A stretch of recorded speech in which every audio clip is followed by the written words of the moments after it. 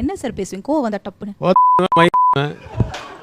ஏன்டா கட்டு சொன்னேன், தா மட்டும் தான் போடுவேன் முன்னாடி. ஏய் என்னடா பிடிங்கிட்டு இருக்கீங்க அங்கன்னுவேன், வாச்சிக்கிறேன் அப்படின்னுவேன்.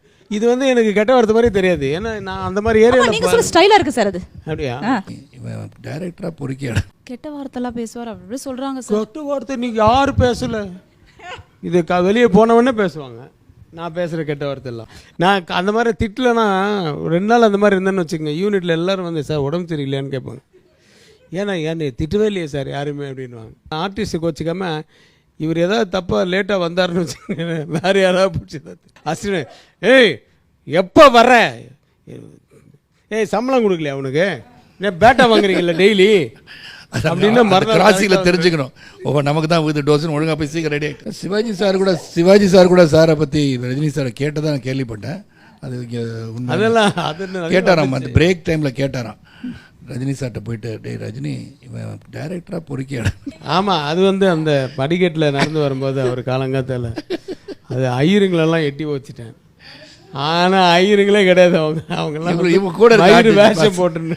சிவாஜி சார் தனியாக அந்த படிக்கட்டு வேறு நாங்கள் போட்ட செட்டு, இந்த பக்கம் புடி கிடையாது, அந்த பக்கம் பேரப்பட்டுவாளில் எதுவுமே கிடையாது, ஓப்பனாக இருக்கும் படையப்பாசரில். அங்கேருந்து நடந்து வரணும். வயசானவர் அன்றைக்கி காலம்புற 6-7 மணிக்கெல்லாம் ஃபுல்லாக மிஸ்ட்டு வேறு இருக்குது. அந்த மாதிரி நேரத்தில் டொங்குன்னு வாங்கினோம் சார், கொஞ்சம் கூட அந்த இது குறையாமல் வாங்க சார், வந்து உட்காருங்க சார். 40 ஃபீட்டுக்கு என்ன அப்போல்லாம் ஜிம்மி கிடையாது. ஏய் கட் ஆகக்கூடாது பார்த்துக்க, எதிர்க்க யாரும் கிடையாது, ஊரே எதிர்க்க நிற்கிது, அதான் கதை. 40 ஃபீட் கேமராவில் பார்த்துக்கிட்டே இருக்கும்போது பின்னாடி ஜனங்க வந்தது கட்டுன்ட்டான் மூர்த்தி. அப்போ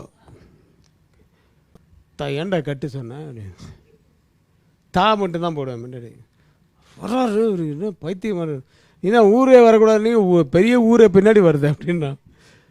யார் அது வந்துன்னா, அதில் ஷூட்டிங் ஸ்பாட்டில் ஷூலாம் போட்டு, எதுக்குடா வந்தீங்க, எதுக்குடா ஊர்லேருந்து வந்து என் உயிரை வாங்குறீங்க, இப்போ இத்தனை பேர் சார் ஆர்டிஸ்ட் தான், அண்ணன் ஆர்டிஸ்ட் வந்துட்டு அவங்கெல்லாம் உதச்சி ரெடி சாரி சார்னு அவர் தேடுறேன். அவர் மேலே போயிட்டார், மறுபடியும் கீழே இருந்து மேலே போயிட்டார்.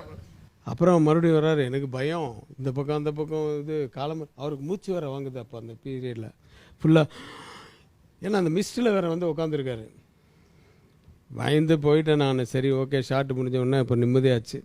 அதுக்கப்புறம் கேட்டிருக்காரு ரஜினி சார், என்னடா இவன் பொறுக்கி மாதிரி பிஹேவ் பண்ணுறான், இவன் பெரிய டைரக்டர்னே அப்படின்னு சொல்லியிருக்காரு. அவர் வந்து இல்லை சார், அது சுச்சுவேஷனு உங்களுக்கு எதுவும் அது கரெக்டு தான், அதுக்காக போய் ஐயருங்களெல்லாம் ஷூ காலெல்லாம் இட்டு வச்சுக்கிறது. ஐயைய அவன் ஐயருங்கள்லாம் இல்லை சார், அவங்க கம்பெனி ஆர்டிஸ்ட்னு அப்புறமா சொல்லியிருக்காங்க அவர்.